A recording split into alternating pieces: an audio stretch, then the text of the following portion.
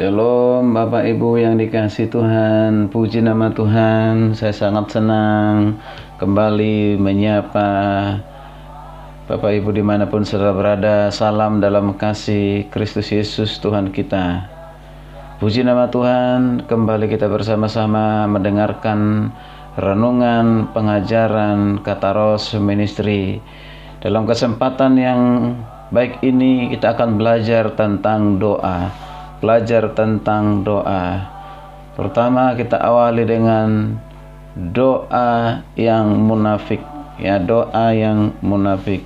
Saya akan baca satu firman Tuhan itu di Injil Matius pasal yang Mari kita baca bersama-sama Injil Matius pasal yang ke-6 ayat ke-5 sampai ayat yang ke-8. Injil Matius pasal yang ke-6 ayat 5 sampai ke-8, tapi saya akan baca 2 ayat saja. Yang pertama katakan di ayat yang ke-5, dan apabila kamu berdoa, janganlah berdoa seperti orang munafik. Janganlah berdoa seperti orang munafik. Mereka suka mengucapkan doanya dengan berdiri dalam rumah-rumah ibadat dan pada tikungan-tikungan jalan raya, supaya mereka dilihat orang. Aku berkata kepadamu, sesungguhnya mereka sudah mendapatkan upahnya. Saya akan baca ayat ke-7, dikatakan, lagi pula dalam doamu itu, janganlah kamu bertele-tele seperti kebiasaan orang yang tidak mengenal Allah. Mereka menyangka bahwa karena banyaknya kata-kata doanya akan dikabulkan. Puji nama Tuhan. Hari ini kita boleh belajar yaitu doa yang munafik. Ini penting supaya kita memahami doa yang benar. Maka kita harus memahami lebih awal doa yang munafik, supaya doa kita ini jangan menjadi doa yang munafik, tetapi doa yang menyenangkan hati Tuhan, doa yang kita nikmati karena kita memahami apa itu doa, mengapa kita harus berdoa, siapa yang berdoa, kepada siapa kita berdoa, bagaimana sikap hati kita di dalam berdoa. Ini penting sekali. Nah, lebih dahulu kita belajar dulu yaitu doa yang munafik, supaya kita bisa mengevaluasi diri kita, mengoreksi diri kita, apakah doa kita selama ini doa yang munafik. Kalau itu, maka kita harus mengubah cara kita berdoa, sikap kita bagaimana sikap kita dalam berdoa. Bapak Ibu yang kasih Tuhan, doa itu adalah komunikasi dua pribadi yang saling mengasihi.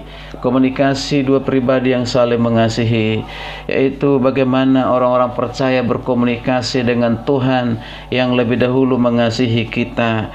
Doa itu adalah dasarnya adalah kasih, yaitu kasih Kristus. Kasih Kristus, kasih yang tidak terpisahkan, kasih yang diikat dengan kasih untuk selama-lamanya dan tidak bisa dipisahkan oleh kuasa kekuatan apapun.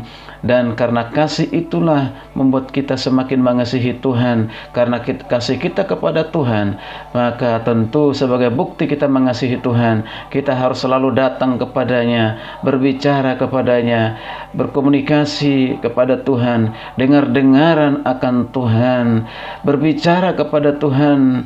Itu kita lakukan karena kita didorong oleh kasih kita yang besar kepada Tuhan, seperti halnya kasihnya yang sangat besar sempurna kepada kita. Nah, tentunya doa ini yang dinantikan oleh Tuhan, yaitu doa ketika kita berdoa didasarkan oleh karena kasih. Nah, penting sekali kita belajar bersama-sama apakah doa yang munafik itu adalah doa yang benar-benar dikatakan doa yang mengasihi Tuhan. Penting sekali kita belajar bersama-sama yaitu doa orang munafik. Seperti bacaan kita tadi Matius 6 ayat yang ke-5 dan yang ke-8. Nah, kita perhatikan Bapak Ibu sekalian Tuhan, di Injil Matius syarat mencatat pernyataan Yesus perihal kemunafikan dalam keberadaannya sebagai Injil pengajaran. Injil Matius, Injil pengajaran, ya, terkumpul secara akurat dan disajikan sebagai materi yang perlu untuk dipelajari dan dihayati secara utuh dan benar. Ada 24 ayat dalam perjanjian baru mencatat perihal kemunafikan. Dan juga ada 14 ayat dalam Injil Matius secara khusus membahas perihal kemunafikan. Mari kita perhatikan apa itu kata munafik. Kata munafik itu berasal dari kata Yunani, yaitu Hypocrites, yaitu Hypocrites itu yang lagi Hypocrites yang berarti orang yang suka berpura-pura. Kata ini berasal dari istilah lidah biawak yang memiliki 2 cabang. Hal ini hendak menegaskan bahwa orang munafik adalah orang yang perkataan dan perbuatannya tidak sama. Orang yang munafik adalah orang yang perkataan dan perbuatannya tidak sama. Nah, Bapak Ibu yang kasih Tuhan, ada 2 aspek terkait perihal arti dari kemunafikan atau kata munafik. Pertama, kemunafikan menunjuk kepada pribadi yang dicap sebagai orang munafik. Berarti orangnya munafik, berarti ini menunjuk kepada pribadi. Dalam beragam pemakaian, misalnya digunakan dalam pribadi-pribadi ini dinyatakan sebagai orang munafik.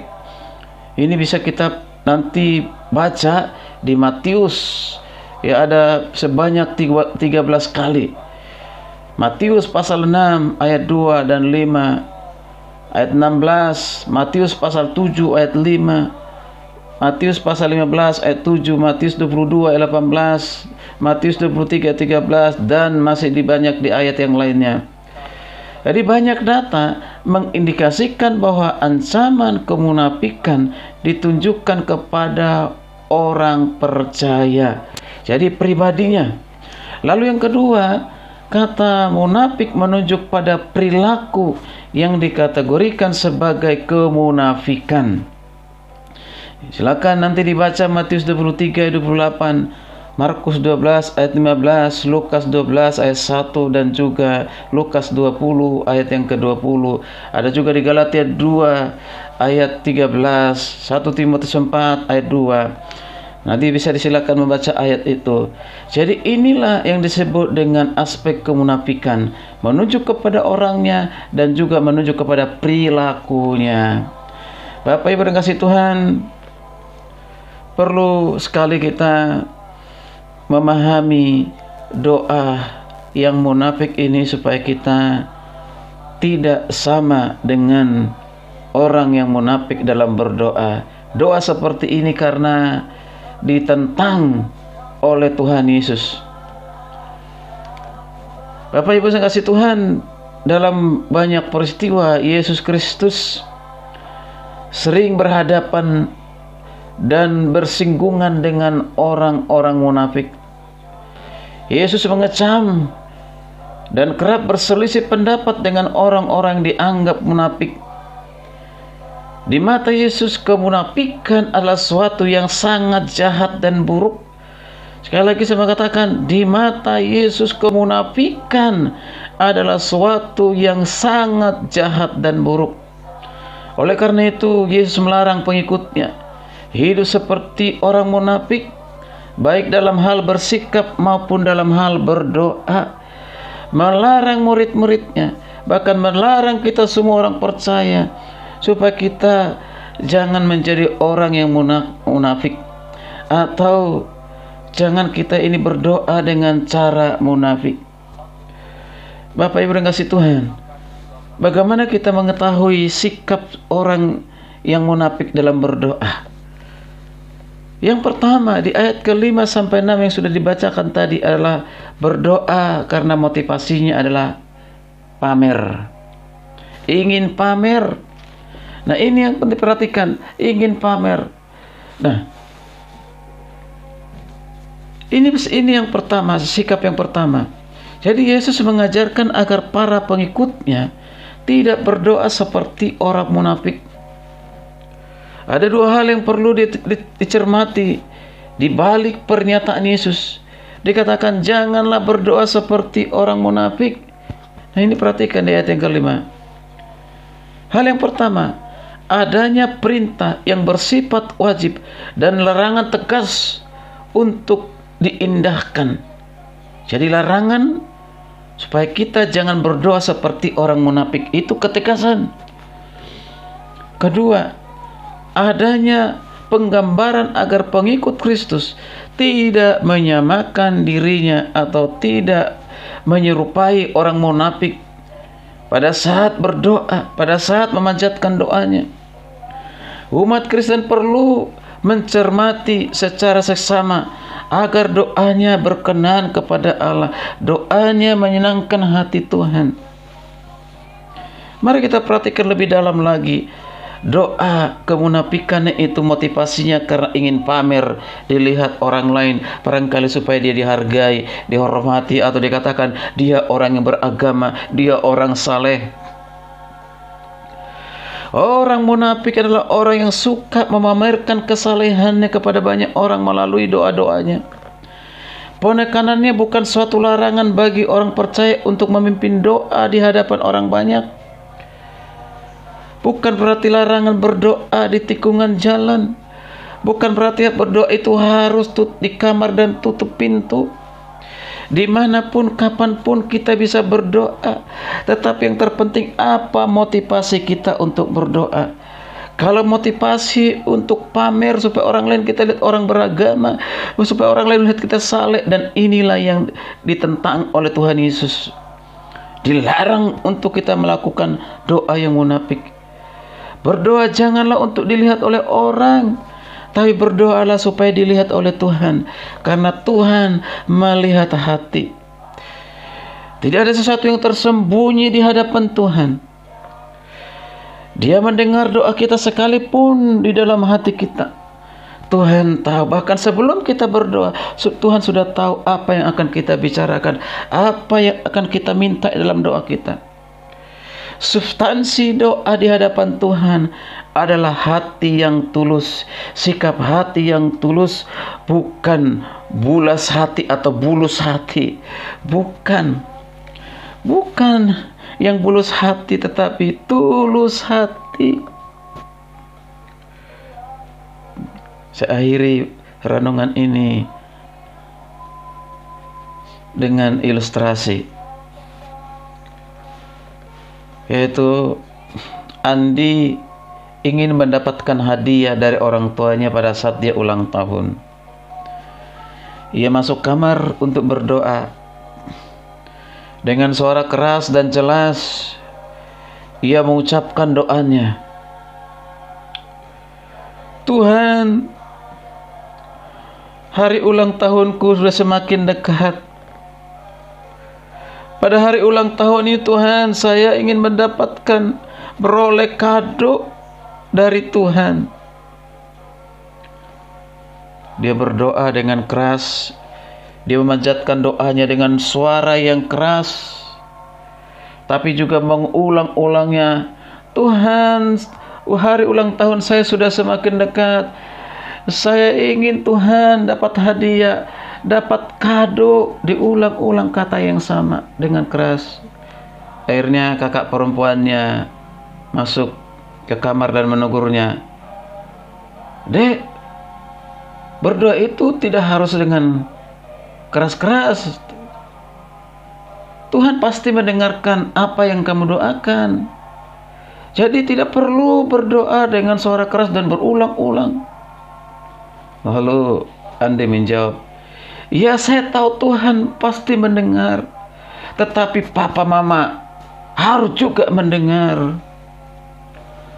Jadi artinya kerasnya suara doa Andi dan berulang-ulang, rupanya motivasinya adalah agar orang tuanya mendengar doanya, sehingga memberikan kado ulang tahun kepadanya. Persoalannya di mana? Yaitu motivasinya dalam berdoa. Bapak Ibu yang dikasihi Tuhan, apa motivasi kita dalam berdoa? Baik berdoa di depan banyak orang, berdoa di gereja. Apakah motivasi kita supaya menunjukkan kita adalah orang beragama, orang yang saleh?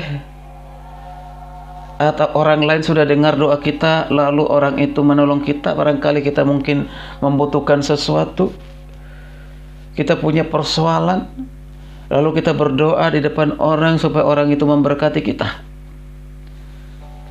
Tentunya ini motivasi yang salah, motivasi yang keliru. Doa kita harus kita panjatkan dalam ketulusan kepada Tuhan. Motivasi yang murni, motivasi yang tulus, yang didorong oleh karena kasih kita kepada Kristus. Itulah doa yang berkenan kepada Tuhan. Entah kita tutup mata, entah kita buka mata, entah kita lipat tangan, entah kita tidak lipat tangan. Yang terpenting adalah hati kita menyatu dengan Tuhan, connect dengan Tuhan dalam doa kita. Karena Roh lah yang mengajar kita berdoa.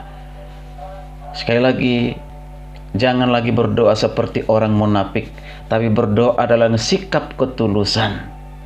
Berdoalah dengan sikap menunjukkan bahwa kita sangat mengasihi Tuhan dan rindu bercakap-cakap dengannya, rindu berbicara kepadanya, rindu mencurahkan seluruh isi hati kita kepadanya, hanya kepada Tuhan Yesus Kristus. Terpujilah nama Tuhan. Kiranya renungan ini menjadi berkat, kekuatan bagi kita semuanya. Shalom.